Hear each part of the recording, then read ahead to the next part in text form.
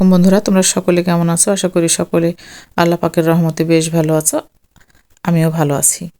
তো আজকে এই যে আমি চলে আসছি অনেক দিন পরে, বেশ কিছুদিন ধরে কোনো ভিডিও দিতে পারিনি। আমি একটু বিভিন্নভাবে ব্যস্ত ছিলাম। যাই হোক, তো আজকে আমি রান্না করব শীতের সবজি। এই যে বিভিন্ন ধরনের সবজি আমি কেটে নিয়েছি। আমি রান্না করছি ফুলকপি, পেঁয়াজের কলি আর বেগুন, নিজ হাতে গাছে লাগানো সিম, এগুলি আমি রান্না করছি। এগুলি একে একে পর্যায়ক্রমে ধুয়ে নিচ্ছি। তো তোমরা যেটাই বলো, শীতকালে আসলে বিভিন্ন ধরনের সবজি খাওয়ার মজাই আলাদা, আর সব ধরনের সবজি এখানে হয়ও, পাওয়াও যায়। তো খুবই ভালো লাগে এ সময়, সবজির স্বাদই আলাদা হয়, সে যেভাবে রান্না করা হোক না কেন। তো আমি আজকে এই যে সবজিগুলি রান্না করার জন্য মশলা নিয়েছি পেঁয়াজ, টমেটো, কাঁচামরিচ, আর এদিক থেকে একটু মাছ ভেজে নিচ্ছি। এখন আমি চুলাতে কড়াই বসিয়ে পেঁয়াজ, তেল একসঙ্গে দিয়ে দিয়েছি। দিয়ে একটু ভালো করে নেড়ে এর মধ্যে মশলা দেব, মশলা কষিয়ে দেব। শীতের দিনের আরামটাই আলাদা। আসলে যাই রান্না করো, যাই খাও, যেখানে ঘুরতে যাও, সব কিছুই আরাম লাগে।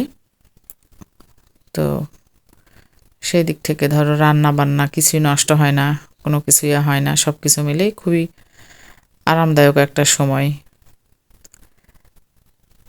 তো এই তো আমি এবারে মশলাগুলা কষিয়ে নিচ্ছি।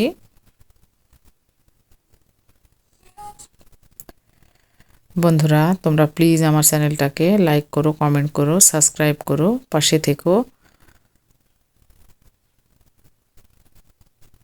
তোমাদের ছোট্ট একটা লাইক আমার ভিডিওটা অনেকের কাছেই পৌঁছে দেবে। এবার থেকে আমি দিয়ে দিলাম টমেটো, কাঁচামরিচ, এগুলো একটু কষিয়ে নিব।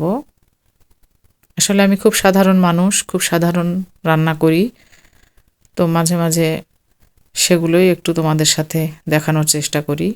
খুব সাধারণ খাবার খাই, সেগুলোই তোমাদেরকে একটু দেখানোর চেষ্টা করি। আমাদের গ্রামের সাধারণ মানুষের, একেবারে সাধারণ মানুষের সাধারণ রান্না। তোমরা হয়তো হাসবে, তোমরা হয়তো বলবে যে এগুলো আবার ভিডিও কিনা, কিন্তু আসলে আমাদের কাছে এগুলোই অনেক কিছু।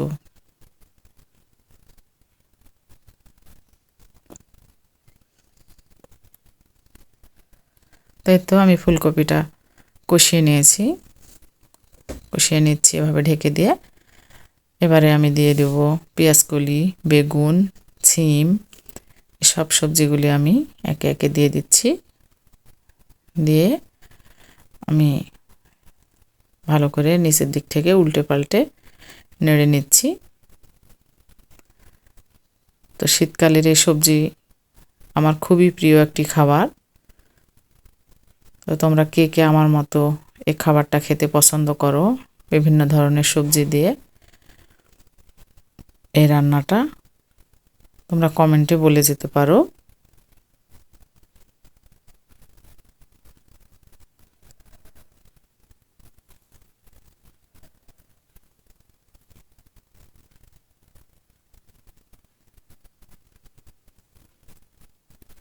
যে আমি এভাবে কষিয়ে নিয়ে আবারও ঢাকা দিয়ে দিব।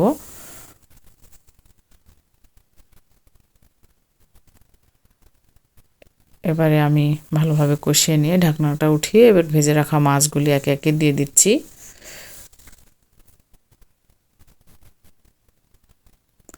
আর এইভাবে সবজিটা রান্না করলে খেতে খুবই সুস্বাদু হয়।